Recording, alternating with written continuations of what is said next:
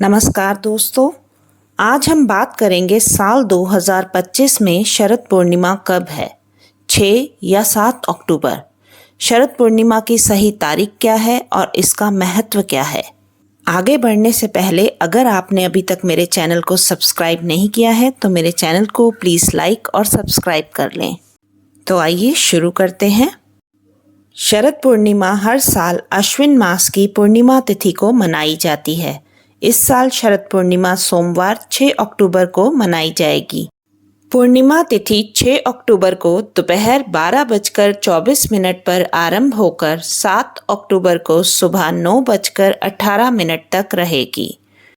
शरद पूर्णिमा 6 अक्टूबर 2025 दिन सोमवार की रहेगी। शास्त्रों के अनुसार पूर्णिमा तिथि जिस समय शाम के वक्त होती है उस दिन पूर्णिमा का व्रत किया जाता है, इसलिए शरद पूर्णिमा का व्रत 6 अक्टूबर को किया जाएगा। इस रात चंद्रमा 16 कलाओं से पूर्ण होता है और अपनी चांदनी से अमृत बरसाता है। माना जाता है कि इस रात चंद्रमा की किरणों में औषधीय गुण होते हैं। शरद पूर्णिमा की रात को खीर बनाकर उसे आकाश के नीचे रखकर चंद्रमा की किरणों में रखा जाता है। सुबह उस खीर को प्रसाद के रूप में ग्रहण करने से तन और मन दोनों स्वस्थ रहते हैं। यह रात्रि माँ लक्ष्मी को अत्यंत प्रिय मानी जाती है। इस दिन व्रत और पूजा करने से घर में सुख समृद्धि आती है और दरिद्रता दूर होती है। इस रात को ध्यान, जप और साधना का विशेष महत्व है, क्योंकि इसे रात्रि अमृत वर्षा भी कहा जाता है।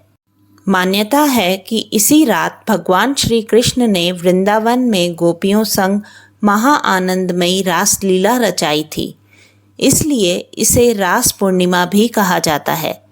शरद पूर्णिमा की रात भगवान कृष्ण का ध्यान और ओम नमो भगवते वासुदेवाय मंत्र का जप अत्यंत फलदायी होता है। व्रत और पूजा के साथ शरद पूर्णिमा की रात की खीर प्रसाद रूप में ग्रहण करने से आरोग्य, ऐश्वर्य और शांति की प्राप्ति होती है। इस दिन सूर्योदय से पहले पवित्र जल से स्नान करना बहुत शुभ माना जाता है।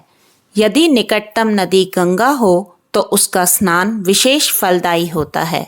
स्नान के बाद घर में गंगा जल छिड़कें। इस दिन लक्ष्मी नारायण की विधि पूर्वक पूजा करें।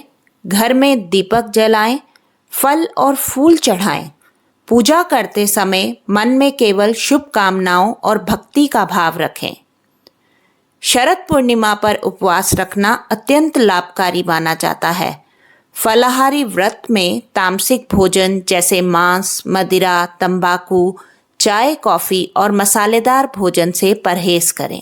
इस दिन सत्यनारायण कथा का पाठ करना भी शुभ माना जाता है। साथ ही ब्राह्मण, ज़रूरतमंद या गरीबों को अन्न, वस्त्र, घी, तिल, चावल आदि का दान करें।